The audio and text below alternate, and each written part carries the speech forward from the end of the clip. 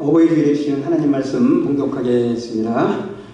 구약성경 창세기 45장 1절부터 15절까지입니다.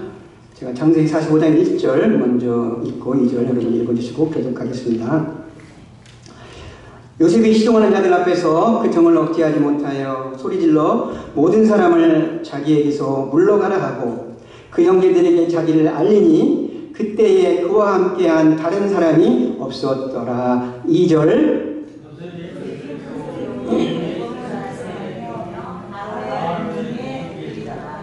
요셉이 그 형들에게 이르되 나는 요셉이라 내 아버지께서 아직 살아 계시나이까. 형들이 그 앞에서 놀라서 대답하지 못하더라.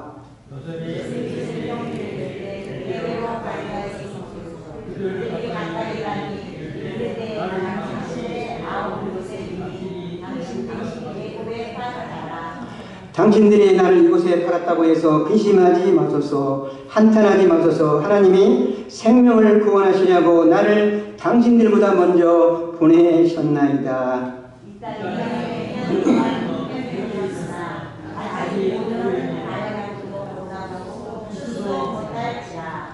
하나님이 큰 구원으로 당신들의 생명을 보존하고 당신들의 후손을 세상에 두시려고 나를 당신들보다 먼저 보내셨나니.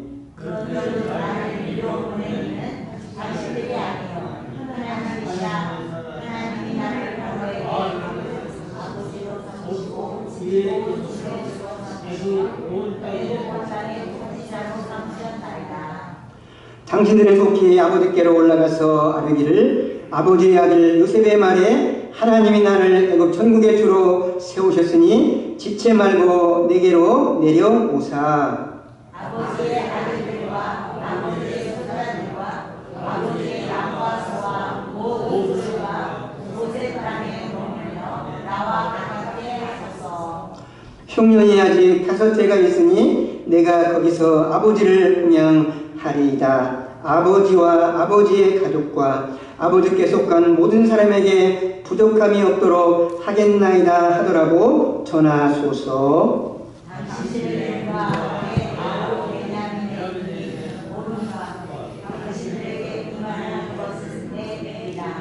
당신들은 내가 애굽에서 누리는 영화와 당신들이 본 모든 것을 다 내 아버지께 아뢰고 속히 모시고 내려오소서 하며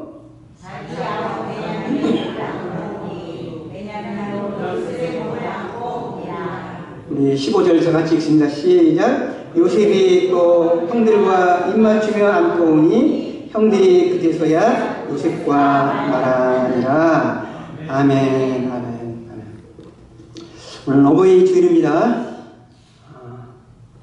한국교회는 어버이 주일로 지키고 또 미국에서는 머더스데이 어머니 날로 지킵니다. 우리 한번 인사하겠습니다. 먼저 우리 어머니를 주신 것을 감사하며 해피 머더스데이 인사하겠습니다. 시작. 해피 머더스데이. 네. 또 한 번 더 우리 어버이날이니까 해피 페어런스데이 그렇게 한번 인사하겠습니다. 해피 페어런스데이. 아버지 날은 이제 6월 셋째 주가 아버지 날이니까 그때 하도록 하겠습니다. 어머니는 자식들의 영원한 안식처고 또 마음의 고향입니다. 우리 마음의 고향이며 안식처인 우리 어머님께 뜨거운 우리 감사의 박수를 한번 올리겠습니다. 어머님들에게 감사의 박수를 올리겠습니다. 또 아버지는 제가 아버지가 되어보니까 그 아버지의 심정을 알겠어요. 아버지는 자녀들의 울타리가 되고 자녀들이 어려울 때 등이 되어야 한다는 것을 저는 알았습니다. 자, 어려울 때 자녀들의 등이 되어주신 우리 아버지께 또 감사의 박수를 올리겠습니다. 사랑을 부탁드리고 또 우리에게 어머니와 아버지를 주신 하나님께도 감사의 박수를 올리도록 하겠습니다. 오늘 효도하는 자녀가 복을 받는다 이런 제목으로 하나님 말씀 전하도록 하겠습니다. 야곱에게는 12명의 아들이 있었습니다. 그 중에서 11번째 아들인 요셉이 가장 잘된 자녀였습니다.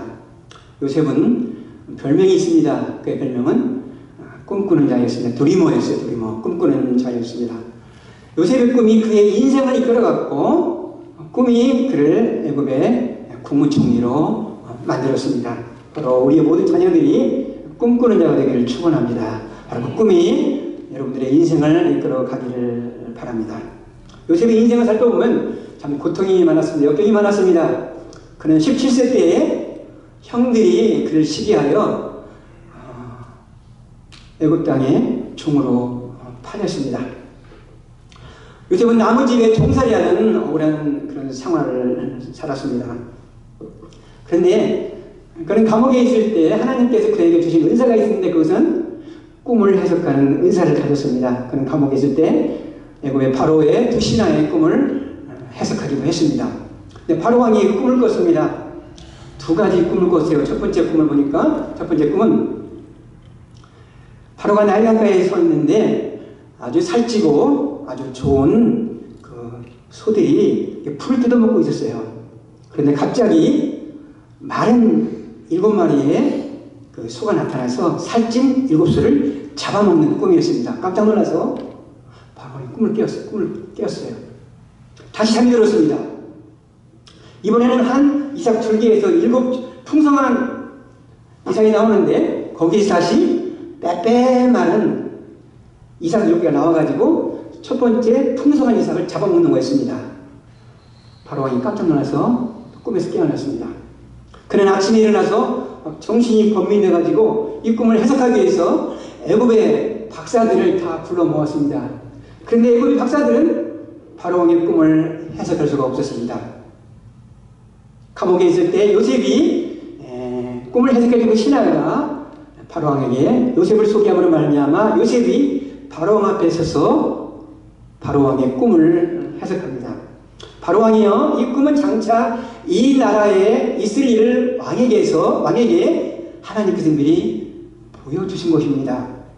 앞으로 이 나라에, 이 전국의 나라에 7년 동안 풍년이 될 것입니다.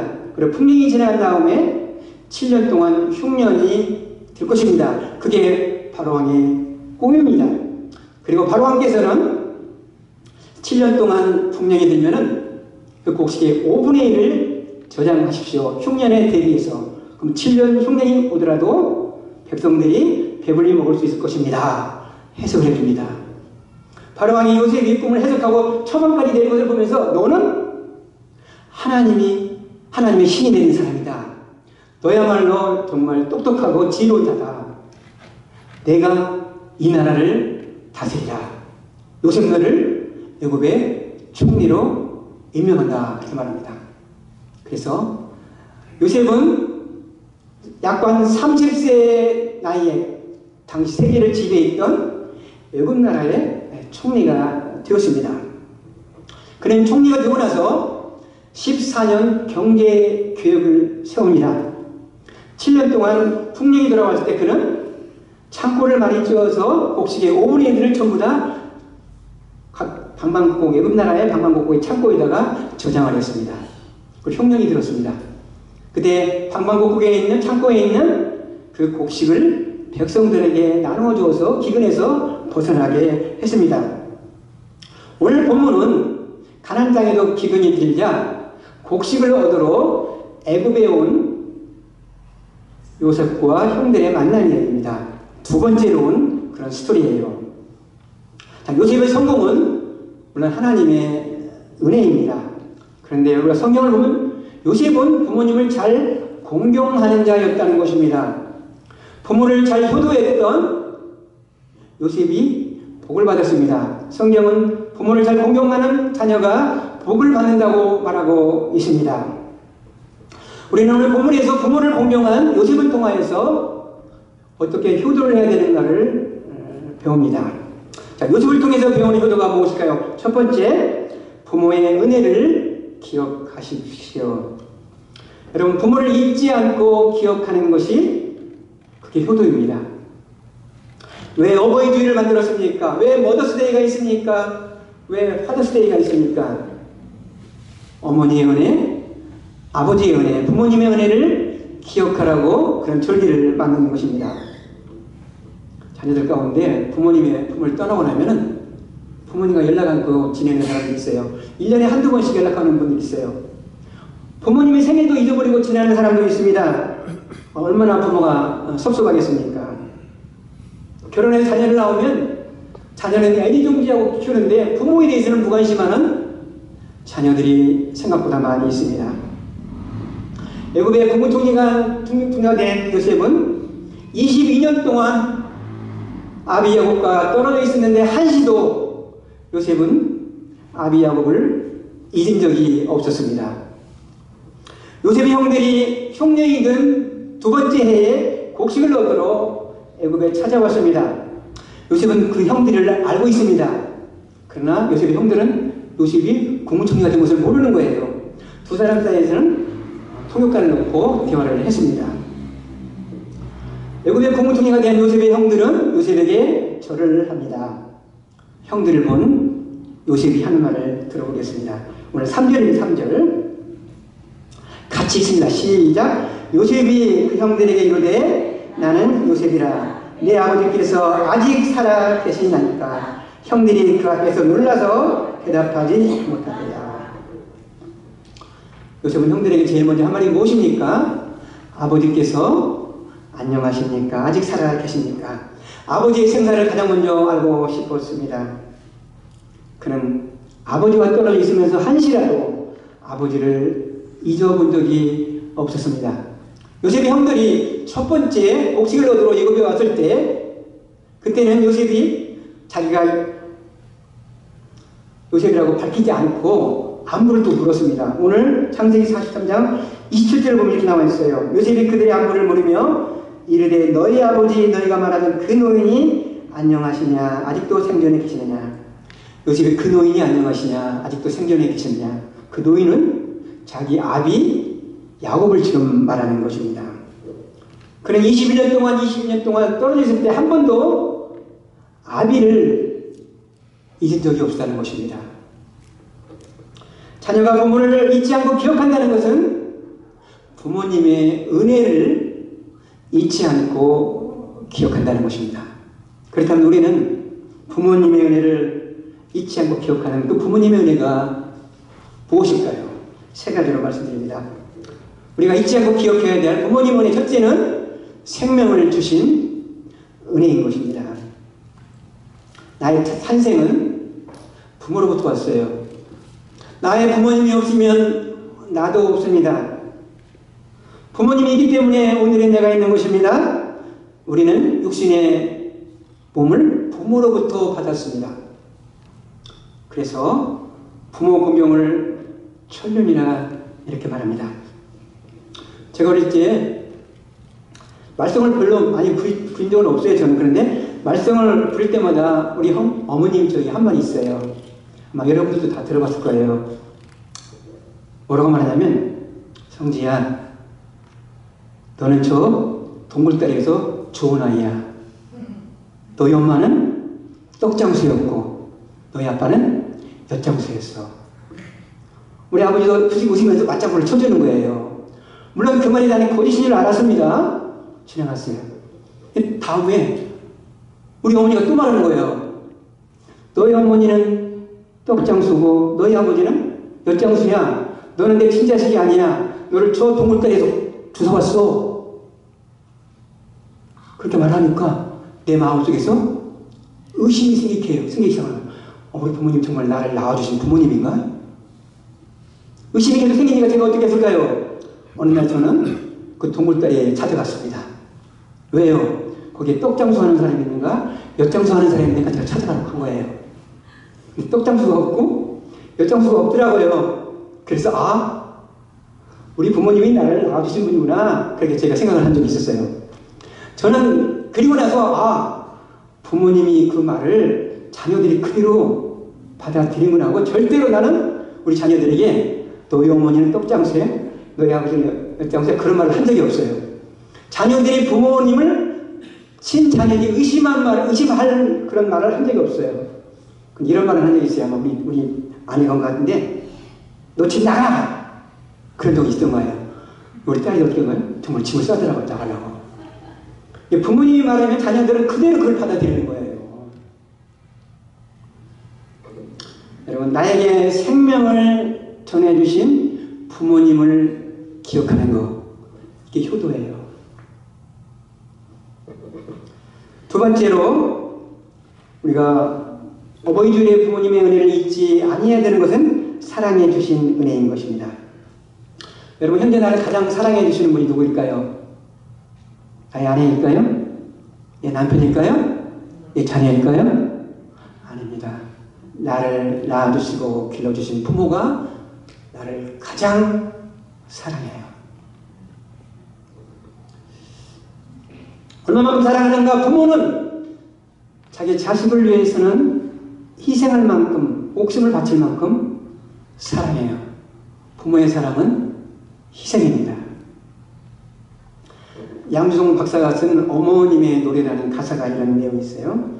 진자리 마른 자리 갈아내시고 손발이 닳도록 고생하시네. 하늘 아래 그 무엇이 높다 하리요. 어머니의 희생은 가히 없어라.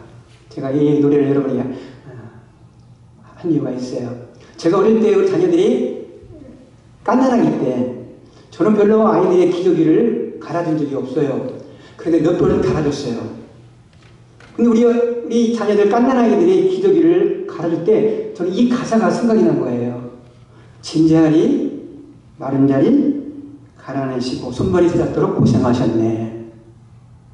그러면서 우리 부모님도 나를 이렇게 키웠겠지. 부모님의 사랑을 제가 생각한 적이 있어요. 그러나 자녀는 부모의 사랑은 모릅니다. 알 때가 있어요. 언제입니까? 결혼해서 자식을 낳으면 그때 부모의 사랑을 어렴풋이 알게 되는 것이죠. 아, 우리 부모님이 나를 이렇게 사랑했구나 하고. 그러나 어느 누구도 부모님의 그 사랑의 은혜에 갚을 자식은 없습니다. 부모님의 그 사랑에 우리가 갚을 수 있는 자녀는 아무도 없습니다. 어떻게 갚을까요? 우리 자녀를 사랑함으로써 부모님이 나에게 베푸신 그 사랑을 갚는 거예요. 그래서 그 사랑은 내리사랑인 것입니다.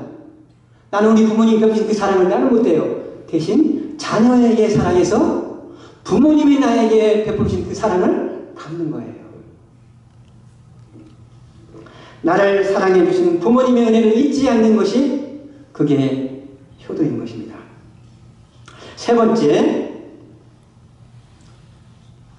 우리가 기억해야 되는 부모의 은혜는 기도해 주시는 은혜인 것입니다. 성 어거스틴은 원래 이름은 탕아 어거스틴이었어요. 그러나 거룩할 성자가 붙었어요. 세인 어거스틴이었어요. 그것은 어머니의 눈물의 기도 때문이었습니다.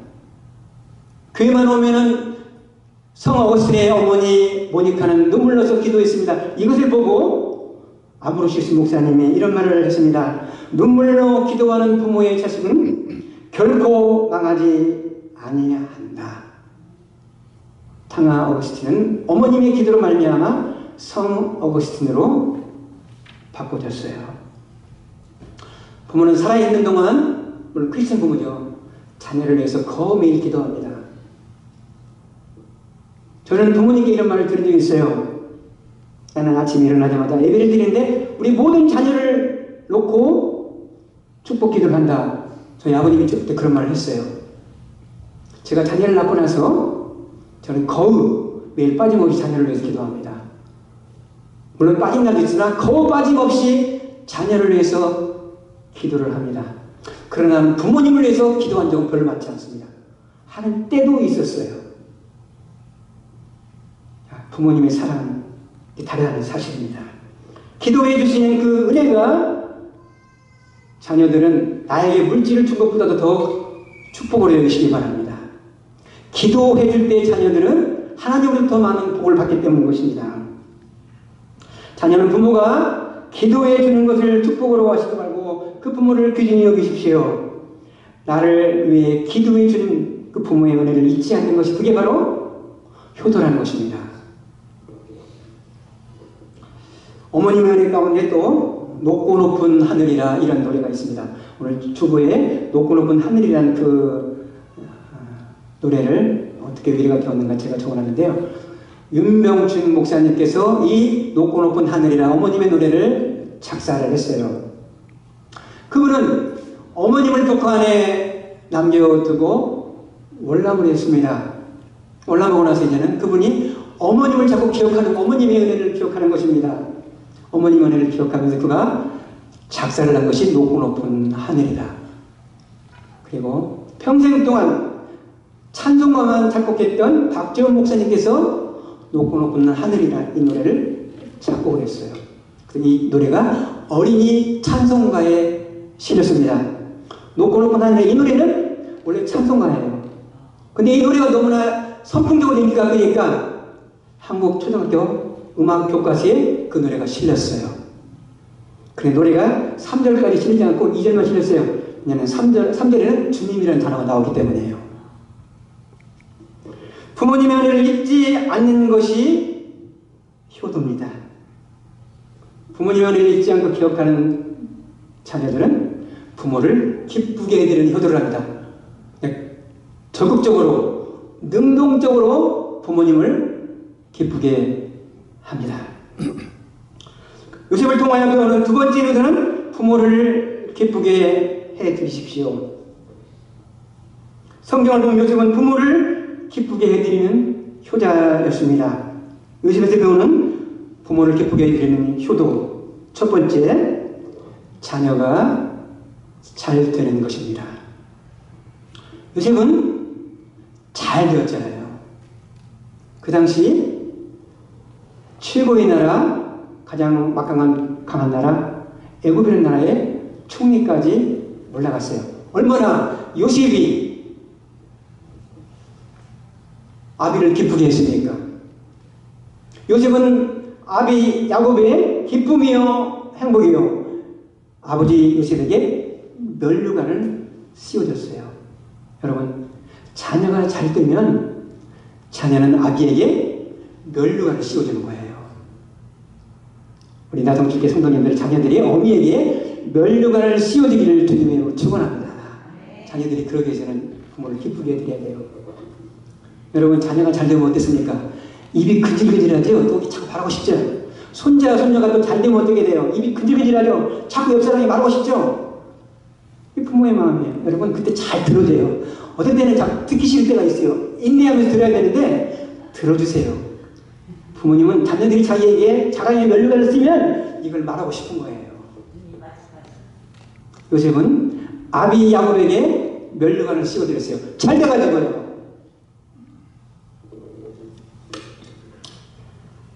내가 이 땅에서 잘 되는 것도 부모에게 효도하는 것입니다. 학생은 학교에서 공부를 잘하는 것이 효도인 것입니다. 직장에서 인정받고 일 잘하는 것도 그것도 효도예요.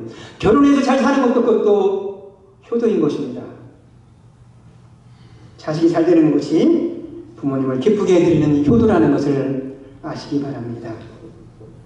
오래전에 실존인물 백정, 박서영을 모델로 한 재중원이라는 연속곡을 제가 참 재미있게 봤어요. 제가 또 한의사이기 때문에 그런 의학적인 계통의 내용이 있기 때문에 참 재미있게 봤어요. 재중원은 지금의 세브란스 병원의 전신입니다. 조선시대 말기에 의료 선교사인 알렌과 헬렌 선교사가, 장로교 선교사가 조선의 의료 선교사로 들어와서 의료 사역을 한 내용입니다. 보신 분이 있는 거 보겠어요. 명성황후 민비의 조카가 되는 민영이 칼에 맞아서 목에 칼을 맞아 죽으려고 했을 때 알렌 의사가 민영익을 살려줌으로 말미암아 정부에서 양방 클리닉을 세워줍니다. 그게 바로 재중원이에요. 나중에 미국의 그 세브란스 그분이 자기 재산을 헌납해서 이름이 재중원에서 세브란스 병원으로 이렇게 바꿔지게 되는 것이죠. 당시 조선시대는 계급사회였습니다. 양반이 있어요. 그 다음에 기술자, 종인이 있습니다. 그리고 평민이 있어요. 그리고 천민이 있습니다. 근데 천민 중에서도 가장 하층의 천민이 뭐냐면 동물을 잡아 죽이는 백정이 있어요. 백정. 여기 사극 보면 백정이 많이 나오잖아요. 재중원에서 주인공 황정이 백정입니다. 백정이는 그가 의술을 배우고 싶은 거예요. 선교사님 통화에서 의술을 배워가지고 그가 조선시대의 명의가 되는 것입니다. 명의가 되자 왕이 이 황정에게 백정 천면에서 양반으로 계급을 높이 올려주는 거예요. 그리고 그의 아비까지도 백정에서 양반이 되는 거예요. 아비가 너무 좋아하는 거예요. 아들 덕분에 백정에서 양반이 되었기 때문이에요. 자식이 잘 되는 것은 부모에게 면류관을 씌워드리는 효도라는 것입니다. 여러분의 자녀들이 잘 되기를 축원합니다. 그래서요. 아멘이 없네. 여러분의 자녀들이 잘 되는 은혜가 있기를 축원합니다. 네. 두 번째, 우리가 요셉을 통하여서 부모를 기쁘게 해드리는 효도, 특구적 효도는 자녀가 건강하게 자라는 것입니다.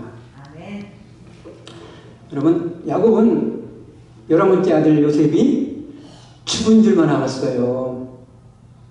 죽은 줄만 알았는데 요셉이 살아있다는 소식을 듣고 얼마나 기뻐했겠습니까? 여러분, 이 세상에서 자녀가 잘 됐어요. 그런데 자녀가 아파요. 그게 부모를 기쁘게 해드립니까? 부모의 근심이에요. 우리 몸은 부모님으로부터 받았어요. 우리의 몸을 우리가 잘 가꿔야 할 책임이 있어요. 내 몸을 하나님이 주신 성령의 전이기 때문에 건강하게 가꿔야 되고, 또한 부모님이 나에게 주신 육신의 몸이기 때문에 우리 몸을 잘 가꾸는 것도 그게 효도라는 사실입니다. 여러분, 자녀가 아파보면 부모의 심정이 어떻습니까? 내가 자녀 대신 아팠으면, 그게 부모의 마음 아니니까 자녀는 그런 마음을 가지고 키웠잖아요. 우리 딸이 프리스쿨 다닐 때 넘어져서 시계 좀 다쳤어요. 좀 머리가 아플 때. 애가 밥도 잘 먹는데 밥도 먹지도 않아요. 엉엉 우는 거예요. 그때 내 마음이 어떤 마음이었을까요? 하나님, 제가 이 딸 고통을 대신 받기를 원합니다. 이게 부모의 마음 아닙니까? 부모의 마음이 하나님의 마음이에요. 우리는 부모의 마음을 통해서 하나님의 마음도 이 땅에서 알게 했습니다. 하나님의 마음은 어떤 마음입니까? 우리가 주로 말미암아 죽음을 당하나 우리를 구원하시기 위해서 우리 대신 독생자 예수 그리스도를 십자가에 못 박게 해서 우리를 구원했잖아요. 대신 고통을 받게, 희생을 받게 했잖아요. 그게 하나님의 마음이고 부모의 마음이라는 것이죠. 한국의 고전 소설 중에 효를 주제로 한 대표적인 소설이 있습니다. 심청이라는 소설이에요. 심청의 아버지는 봉사, 소경이었습니다. 어머니는 심청이를 낳고 죽었어요. 어느 날 심청이는 한 스님으로부터 공양미 300석을 바치면 너희 아빠가 봉사의 수도를 뜰 수 있어, 이런 말을 들읍니다.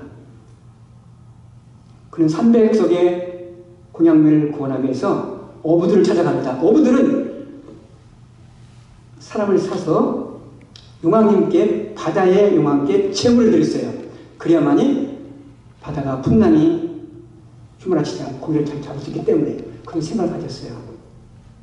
심청이는 그 돈을 받아서 공양미를 300석을 냈고 그는 용왕의 제물이 돼서 죽었습니다.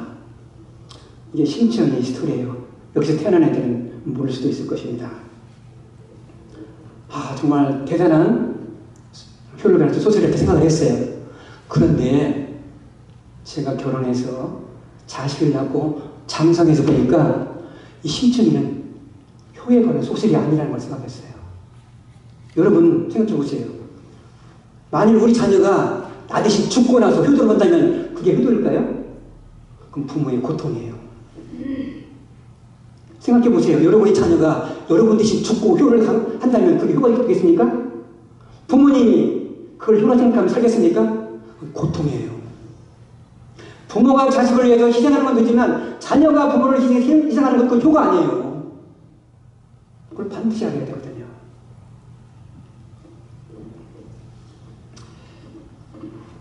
부모로부터 받은 몸을 잘 가꾸십시오. 그게 효도하는 것입니다. 제가 아는 유권사님 있어요. 70대인데 아들이 40대예요. 아들이 당뇨가 굉장히 심해요. 하루에 2번씩 당뇨 주사를 맞는다는 거예요. 엄마가 늘 걱정인 거예요. 왜냐면 당뇨이면서도 당뇨 관리를 안 하는 거예요. 먹을 거 실컷 마음대로 먹고 살고 그냥 주사 맞는 거예요. 그냥 이 엄마에 늘 근심이 되는 거예요. 아프니까. 며느리의 눈치 뭐냐고 LA 동부 지역에 사는데 전화도 제대로 못 온다는 거예요. 잔소리가 될까봐. 너 어떻게 해서 네 남편 그렇게 키우냐 그렇게 말할까봐 전화도 제대로 못 온다는 겁니다. 그럼 건강하게 사세요. 그게 효도입니다. 세 번째, 자녀가 부모를 기쁘게 해드리는 효도는 형제가 화목하는 것입니다. 자, 요셉과 형들의 관계는 지금 깨졌어요. 요셉이 17살 때 형들은 시기해서 요셉을 애굽에 팔았기 때문이에요. 노예로 팔았기 때문입니다. 여러분 생각해 보세요. 17살에 애굽에 가서 언어도 안 통했을 텐데 거기서 종이 됐을 때 얼마나 그런 많이 울었겠습니까? 형들이 얼마나 원망했겠어요. 어린 나이에. 그러나 그는 꿈이 있었어요. 그는 꿈이 있었기 때문에 시련을 통과하고 애굽에 총리가 됐어요. 요셉을 판 형들이 곡식이 없어서 애굽에 곡식을 얻으러 왔을 때 요셉은 형들을 어떻게 되었습니까? 너희는 맛 좀 보라고 너희들 다 이렇게 돼 있다고 그 말을 끄집어내면서 그들을 감옥에 집어넣습니까? 아니고 형들을 용서하고 관계를 회복했다는 것입니다. 오늘 4절 5절입니다. 같이 읽겠습니다. 시작. 요셉이 형들에게 이르되 내게로 가까이 오소서. 그들이 가까이 가니 이르되 나는 당신들의 아우 요셉이니 당신들이 애굽에 판자라. 당신들이 나를 이곳에 팔았다고 해서 근심하지 마소서. 한탄하지 마소서. 하나님의 생명을 구원하시려고 나를 당신들보다 먼저 보내시옵나이다. 요셉은 자신을 종으로 판 형들을 죄인으로 만들지 않았어요. 관계 회복을 위해서 화목을 추구했다는 것입니다.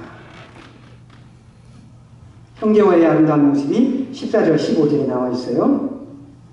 자기 아우 베냐민의 목을 안고 오니 베냐민도 요셉의 목을 안고 오니라.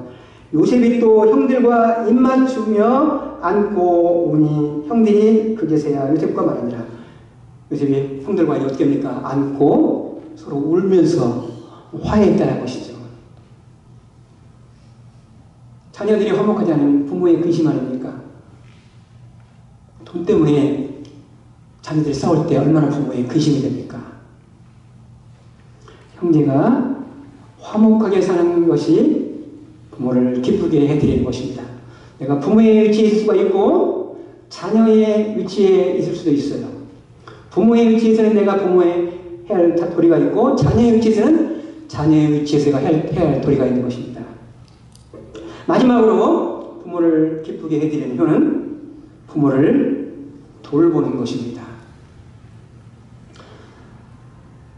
요셉은 형들과 극적으로 만나고 나서 형들에게 부탁을 합니다. 속히 가나안 땅에서 애굽으로 아버지와 가족들을 모시고 오시기 바랍니다. 오늘 11절입니다. 11절 같이 읽습니다. 시작. 흉년이 아직 5해가 있으니 내가 거기서 아버지를 동양하리라. 아버지와 아버지의 가족과 아버지께 속한 모든 사람에게 부족함이 없도록 하겠나이다 하더라고 전하소서.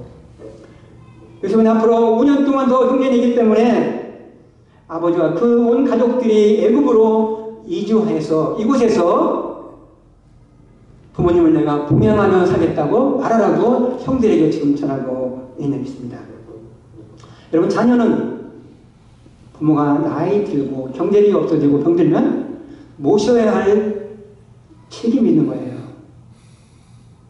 사랑과 존경으로 모셔야 됩니다. 물론 의무감도 있어요. 자녀들은 부모를 어려울 때 돌보아야 할 의무감도 있습니다. 그러나 의무감으로 하면은 힘들어요. 부모님의 은혜에 대한 사랑으로 보답을 할 때 기꺼이 자녀들이 부모를 돌볼 수가 있는 것입니다. 부모님의 은혜를 기억할 때 부모님을 모실 수가 있는 것입니다. 효도하는 자녀가 복을 받습니다. 성경이 말하는 진리 아닙니까? 성경에서 효도에서 성공한 인물이 요셉이라는 것입니다. 요셉만이 아니라 그의 아들까지도 요셉의 가정은 복을 받았어요. 요셉의 두 아들이 있습니다. 므낫세와 에브라임이에요. 이스라엘 나라가 가나안 땅을 정복했을 때 서로 지파끼리 분배를 했는데 요셉의 후손은 2배로 받았어요. 그것도 가장 가나안 땅의 노른자, 핵심되는 노른자가 가장 넓은 땅을 에브라임 지파와 므낫세 지파가 받았어요.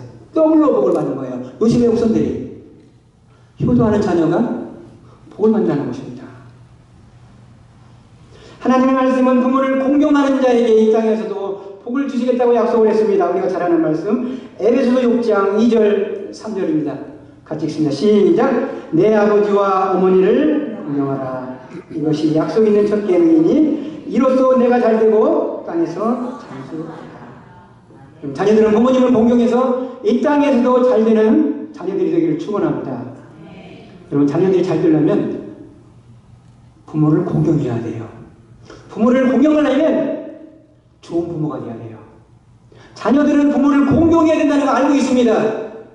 근데 부모가 좋은 부모가 아니면 부모를 공경할 마음이 안 생기는 거예요. 성경은 내 부모를 공경하라 그 말을 알고 있어요. 알고 있으면도 부모 공경하기 쉽지 않다는 것입니다. 자녀들이 부모를 공경하려면 좋은 부모가 되어야 된다는 것입니다.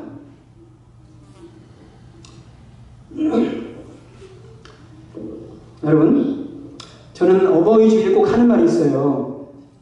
저는 부모가 자녀들의 덕을 보는 것은 축복이라고 생각합니다.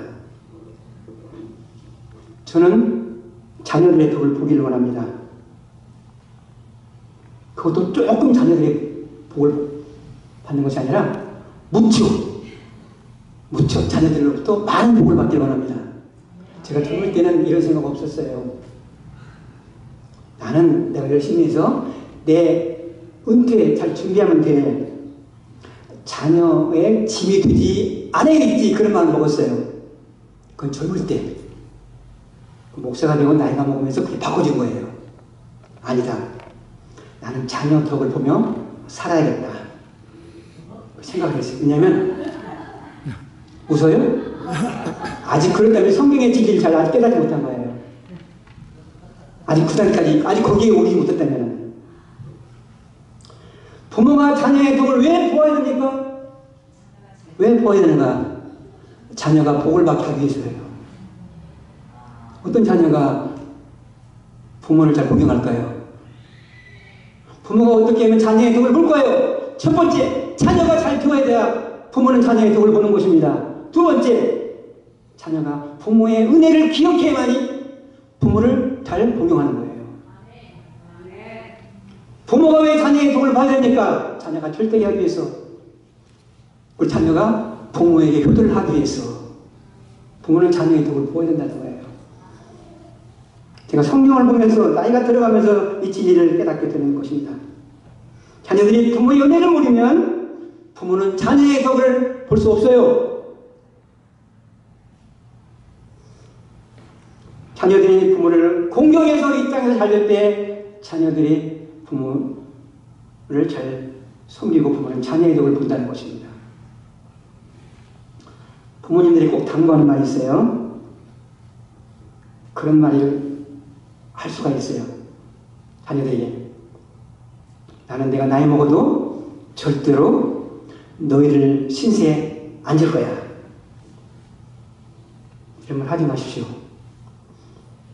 그러니까 늙어서 아프면 다 양로원 가서 살면 돼. 그런 말 하지 마십시오. 여러분, 그게 여러분의 소원입니까? 여러분의 소원이면 그렇게 말하세요. 여러분의 소원 아니면 그 말 절대로 하지 마십시오. 도리어 자녀들로부터 난 엄마 아빠를 절대로 양로원에 보내지 않을 거야. 내가 모직 살 거야. 이런 말을 들어야 돼요. 그렇지 않습니까? 여러분, 나이 들고 병들고 아파서 양로원에 가 살래요? 그런 말을 꺼내지 마세요. 그런 말을 하는 사람이 있기 때문에 제가 왜 그런 말을 하는가 모르겠어요. 여러분 평생 키우신 자녀 덕을 보는 것이 부모의 마땅한 것입니다. 부모는 마땅히 자녀의 덕을 보아야 돼요. 근데 왜 그걸 피하려고 그래요? 자녀의 덕을 보고 사시는 부모가 되시기 바랍니다. 그게 최고의 축복 아닙니까? 저는 그렇게 생각해요. 나는 정말 자녀의 덕을 무척무척 받고 살기 원하는 거예요. 정말 저 은퇴하면 살 수가 있어요. 자녀도 보지 않아도 살 수가 있어요. 그렇지만 나는 자녀의 덕을 보고 살기 원합니다. 자녀들이 부모의 용화의 별관을 써주를 저는 원하는 거예요.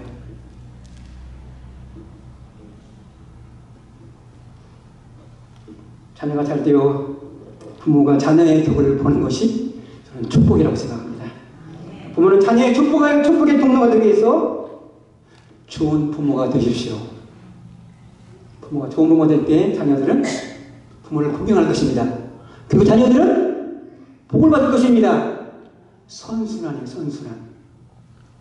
자녀들이 부모 공경, 복을 받고 부모를 잘 섬기고 좋은 부모가 되는 것, 이 선순환이 되어야 되는 것입니다. 여러분의 가정이 이 땅에 살면서도 자녀들의 복을 받고 축복의 통로가 되는 부모가 되기를 주님의 이름으로 축원합니다.